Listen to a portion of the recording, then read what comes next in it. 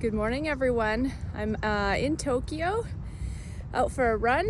It's morning time. It's beautiful along the Tama River here.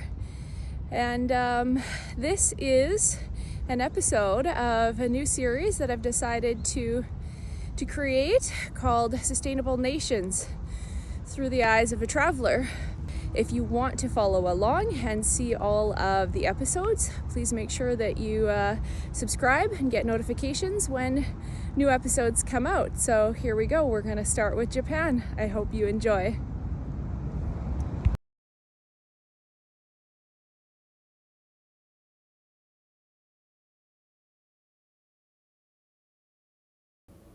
First off, I'd like to mention that seeing social sustainability without researching or talking to locals specifically about the topic is fairly difficult. I didn't notice too much of anything visible or pronounced one way or the other in this case, neither specifically supporting nor ostracizing marginalized groups. We didn't see a lot of people suffering from homelessness, but without further research, it would be difficult to say if this was a proper reflection of the whole nation.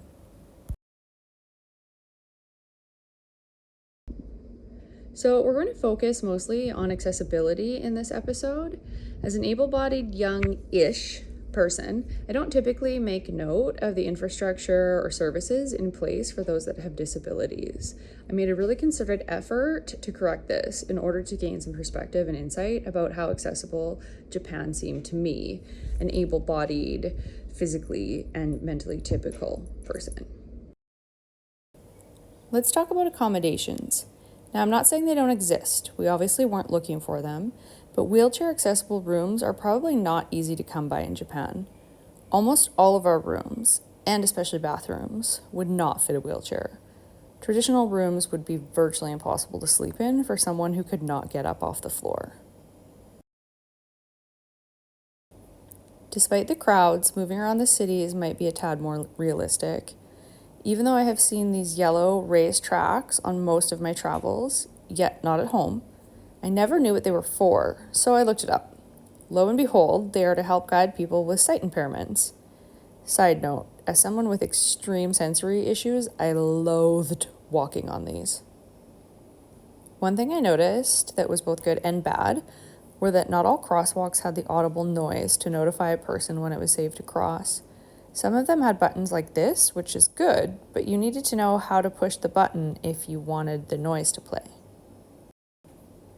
Almost every time I thought to take note about whether or not there was an escalator, elevator, or ramp to access different levels of a building or outdoor space, there was. In fact, most people opted to take the escalators, so we were the strange one taking the stairs, which sometimes weren't an option. Even the waiting chairs in stations had a special spot to put your umbrella, which everyone in Japan carries. I can't say that this extended to small businesses like restaurants and shops, though. Many had stairs with no ramp or elevator and tiny aisles, which certainly did not leave enough space for a wheelchair or walker. Thankfully, many stores like this one had an attendant who could get you what you needed. One thing we really appreciated in Japan was the availability of public washrooms. There was always one only a few minutes or less away. This is a washroom in a 7-Eleven. Like, seriously? Look how clean this is. Look how fancy. Canada, get on board with this. Most washrooms had shelves and hooks to place your things, and some even had a place to put your baby or backpack while you pee.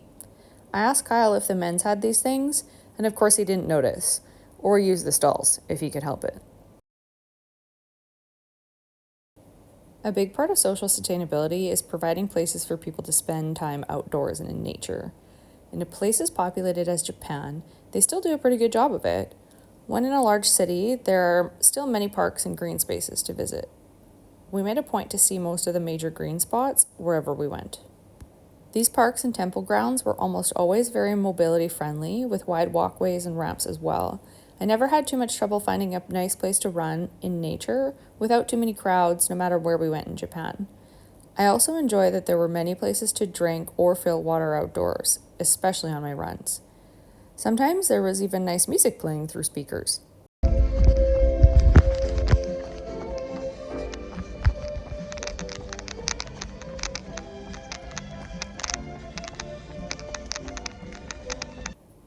You could also find more secluded hikes and trails if you were willing to commute an hour or so from most major cities. And if you're willing to travel even more off the beaten path, you can find major beauty like we did in the Japanese Alps. The views from the top of Mount Jonin were breathtaking.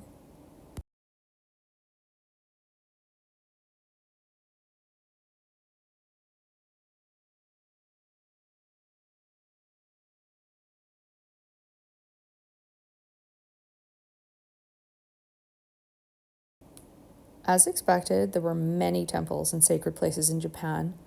Japan, as a nation, appears to have gone to great lengths to preserve these spaces, which is an important part of maintaining a rich culture.